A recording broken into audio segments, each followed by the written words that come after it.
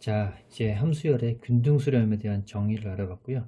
이 균등수렴이 왜 중요한지 앞으로 나온 정리들을 통해서 알아보도록 하겠습니다. 그 첫 번째 정리가 정리 8.4 함수열에 관한 코시 판정법인데요. 이것은 마치 함수열이 균등수렴하면 그 함수열은 코시 수열입니다.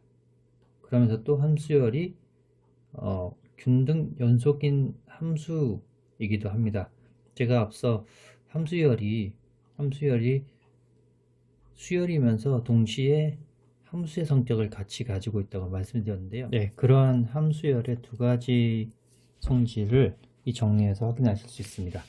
자, 이 정리를 다시 한번 간략하게 쓴다면 이렇게 써볼 수 있겠습니다. 주어진 함수열이 정의역 뒤에서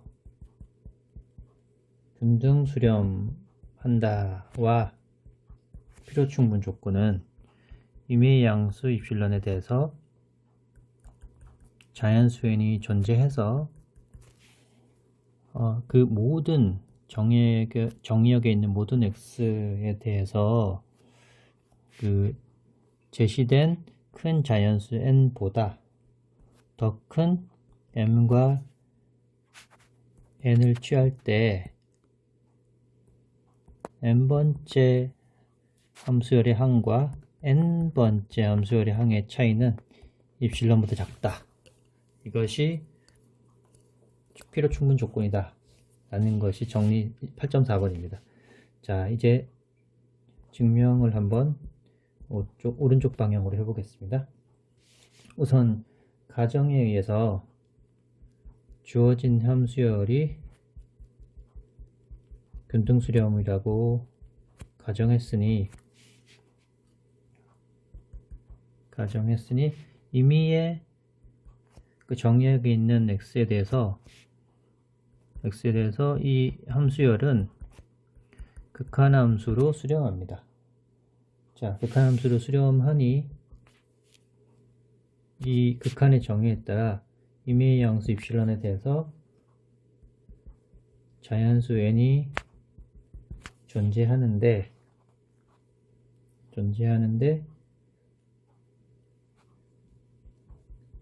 그 x 정의역에 있는 모든 x에 대해서 n이 그 정해진 n보다 클 때 함수열과 극한함수의 그 거리는 입실론보다 작은데 이번에 2분의 입실론보다 작다고 해보겠습니다.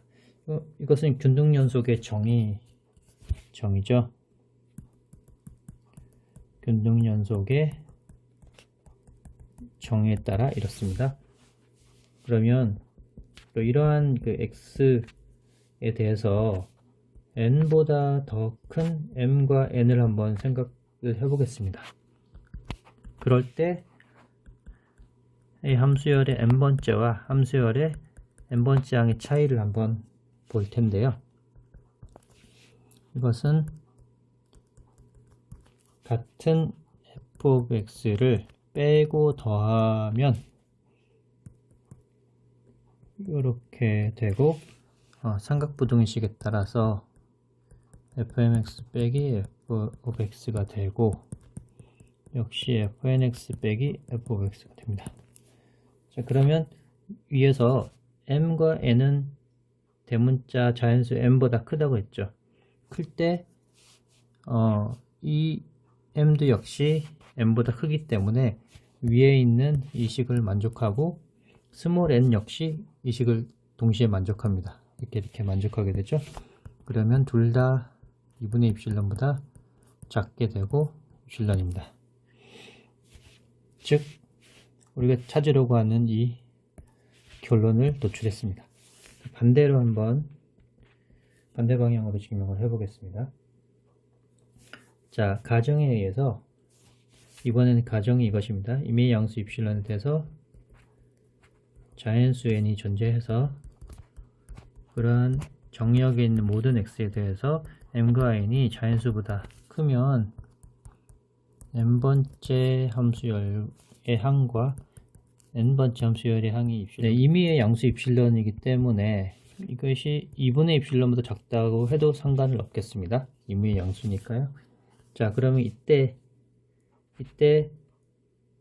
함수열의 n번째 항과 극한함수의 차이를 한번 보면 이것은 사실 이 n번째 항과 n번째 함수열의 항에서 m을 극한으로 보내면 여기 있는 함수열이 극한함수로 이렇게 극한함수로 수렴한다고 되어 있습니다. 가정에서 여기서 따라서 이 왼쪽 식은 오른쪽으로 이렇게 쓸 수가 있고요. 그런데 가정에 의해서 이 n번째 함수열의 항과 n번째 함수열의 항이 2분의 입실론보다 작다라고 했네요. 자, 그러하니 이것은 2분의 입실론보다 작고 이것은 당연히 입실론보다 작습니다. 자, 따라서 양방향으로 모두 증명이 끝났습니다. 그리고 참고로 여기에는 부등호가 입실론보다 작다인데 같거나 작다는 앞서 그 함수의 대소관계는 이제 극한의 대소관계를 취하게 되면 부등호가 없을 때는 부등호와 같이 들어가게 되는 극한의 함수와 극한의 대소관계에 관한 정리가 있었죠. 그래서 여기서는 등호가 들어가게 되어 있습니다. 자, 이 정리 8.4를 다시 한번 자세히 보시면 이 오른쪽에 있는 이 문장이 마치 함수열 fnx가 이거는 수열이다 라는 관점으로 본다면 코시수열의 형태를 띠고 있고요. 또 한편으로는 이것이 fm 어떤 함수열이 함수다라는 입장에서 보면 이것은 균등 연속의 형태를 띠고 있습니다. 참 재미있는 사실이죠. 참고로 앞에서 저희가 수열에서 했던 것과 한번 대조를 해본다면 수열에서 이런 게 있었습니다. 어떤 주어진 수열이 수렴하면 이 수열은 코시 수열이었습니다.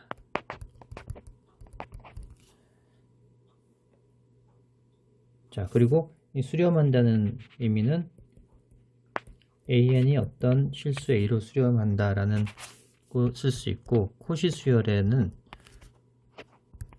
임의의 양수 입실론에 대해서 자연수 n이 존재해서 그 자연수보다 큰 mn에 대해서 n번째 항과 n번째 항의 차이가 입실론보다 작다. 이런 형태가 코시 수열의 정의였죠.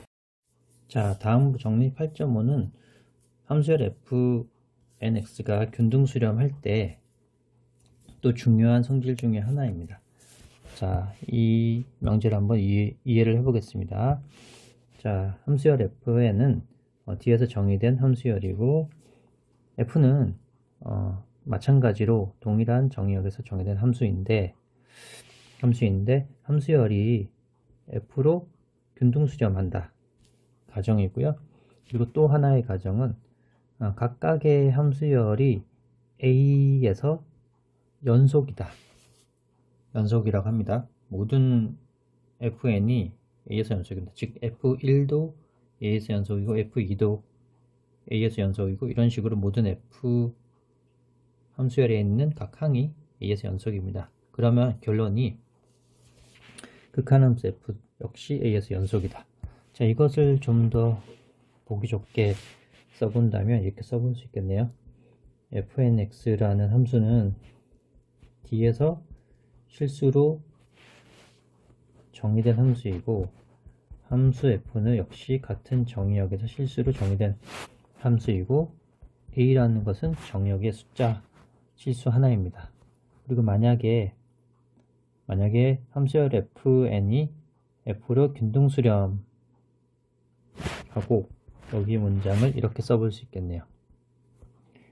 fnx가 함수 fx로 모든 x에 대해서 균등 수렴하고, 또 fn이 a에서 연속이다. 그렇단 말은 그렇단 말은 이렇게 쓸 수 있겠네요. A에서 연속이기 때문에 각 fn이 x가 a로 갈 경우 fna, 즉 모든 fn이 a에서 연속이단 말이 여기고, 함수열 fn이 f로 균등 수렴한다가 이 문장입니다. 자, 그럴 때 결론이 극한함수 f는 a에서 연속이다. 즉 fa가 리미트 x가 a로 갈 때 극한함수는 이렇다. 이게 결론입니다. 자, 이게 무슨 말이냐면 결국은 이런 말입니다. x가 a로 갈 때 함수열을 먼저 보내고 n이 무한대로 나중에 보낸다는 얘기랑 지금 이 식이랑 같습니다. 자, 증명을 해보겠습니다. 우선 주어진 함수열 fn이 균등 수렴한다고 했습니다. 균등 수렴한다의 정의는 어떤 주어진 양수 입실론에 대해서 자연수가 존재해서 모든 정의역에 있는 x에 대해서 그 함수열과 극한함수 사이에 거리가 입실론보다 작은데 3분의 입실론이라고 하겠습니다.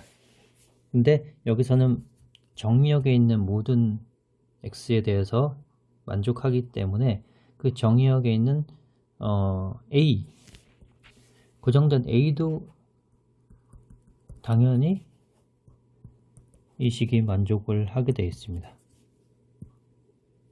이 말은 균등 수렴이니까 전별 수렴도 한다는 얘기죠.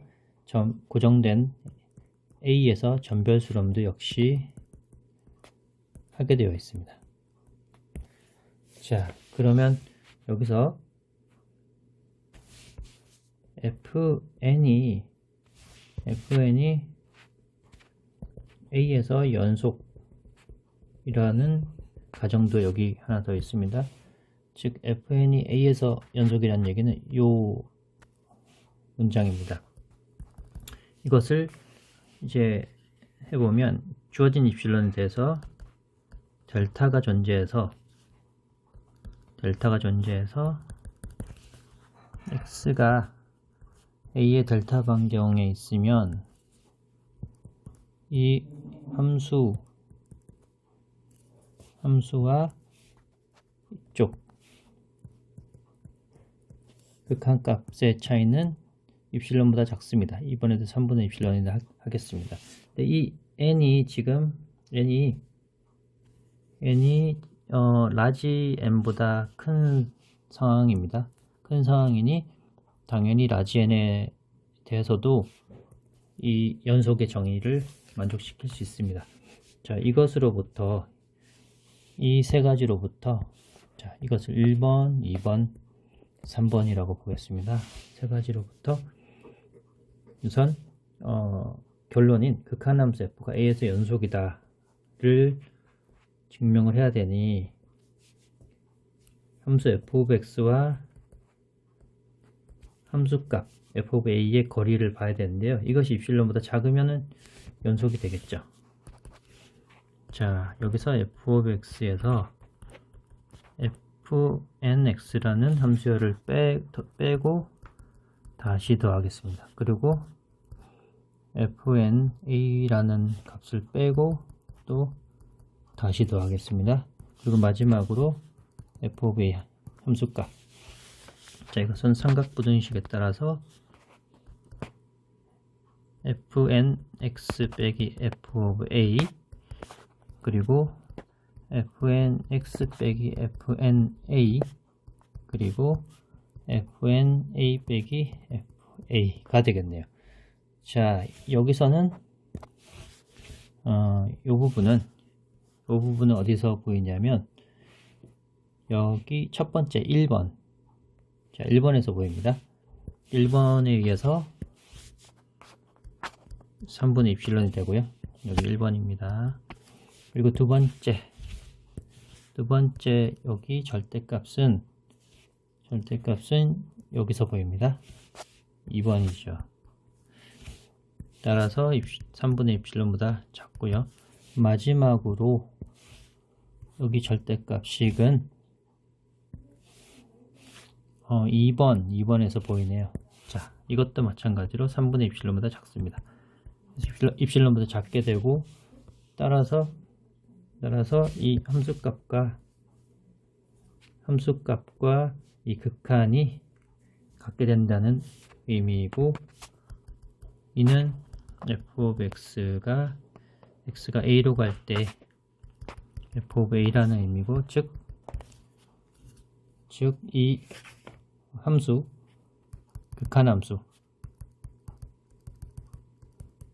극한함수는 x는 a에서 연속입니다. 네, 정리 8.5가 굉장히 유의미한 이유는 두 가지 사실이 있습니다. 첫 번째는 정리 8.5의 대우가 중요하고요. 즉 극한함수가 불연속이면 함수열이 균등 수렴하지 않는다. 또 두 번째는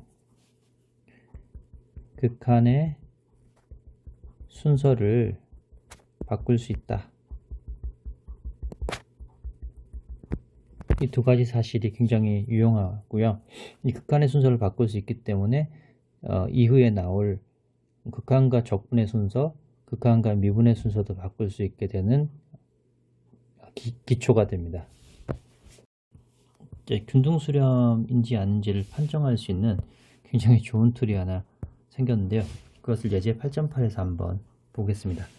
자, 주어진 함수열이 이렇게 주어져 있고요. 폐구간 0과 1에서 정의가 되어 있습니다.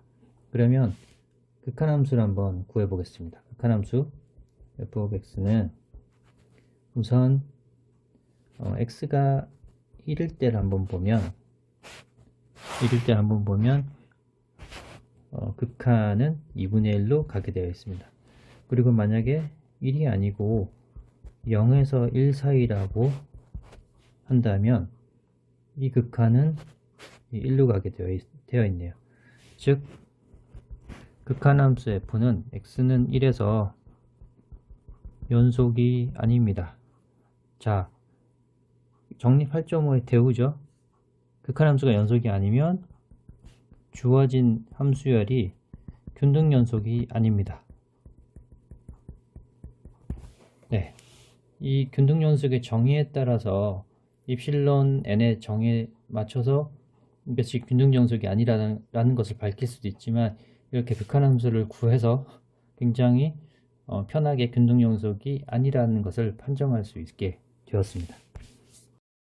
자, 그러면 또 정리 8.5의 대우 말고 역은 성립하는지도 궁금할 텐데요. 저희가 증명할 때 정리 8.5가 필요충분 조건을 양방향으로 증명을 하지 않았습니다. 분명히 역이 성립하지 않는다라는 걸 알기 때문에 그랬는데요. 자, 여기서는 예제 8.9에서는 정리 8.5의 역은 성립하지 않는다. 극한함수가 연속이라고 해서 함수열이 균등수렴하는 것은 아니다. 꼭 그런 건 아니다 라는 것을 보이겠습니다. 자, 이것은 뭐 하나가지 발레를 들면 되는 거고요. 발레로서 이 함수가 제시가 되었습니다. 자, 극한함수를 한번 구해보면 극한함수는 이 함수열의 극한을 구하면 되는데, 함수열은 x 더하기 n분의 x입니다. 그런데 이 정의역에 주어지는 양수죠. 0을 포함하거나 또는 그보다 큰 양수 x라고 생각하면 x를 어떤 값을 갖든 이 극한값은 0으로 수렴하게 됩니다. 즉 상수함수이고 연속함수입니다. 그런데 이제 균등수렴하지 않는 걸 보여보겠습니다. 입신론을 2분의 1로 잡아보고요. n을 자연수라고 해보겠습니다. 그리고 위에 정의에 따라 x는 n보다, 그러한 n보다 자연수보다 큰 걸 한번 잡아보면, 어쨌건 하나의 x라도 만족하지 않는 걸 보이기만 하면 되니까 x를 이렇게 정했습니다.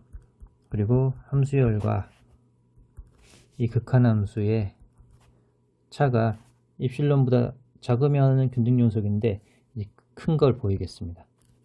자, 함수열은 극한함수는 0이었죠. 그래서 함수열만 이렇게 남게 되고요. 함수열은 우선 항상 양수입니다. x도 양수고 n도 양수니까요. 그러니 그대로 절대값을 벗고 나오고요. 함수열은 주어진 대로 x 더하기 n분의 x가 되고, 이것은 여기서 x를 n보다 크게 잡았기 때문에 이 값은 2분의 1보다 같거나 크게 되어 있습니다. 근데 이것을 입실론이라고 잡았죠. 따라서 주어진 함수열은 균등수렴하지 않습니다. 즉 정립 8.5의 역은 성립하지 않습니다.